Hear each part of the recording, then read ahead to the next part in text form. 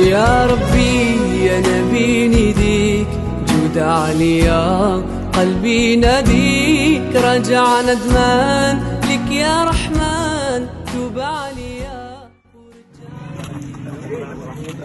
Dan ini saya serahkan amanah dari Bapak Kapolda Aceh berupa 1 ekor lembu, semoga memberi manfaat dan manfaat untuk kita semua. Amin.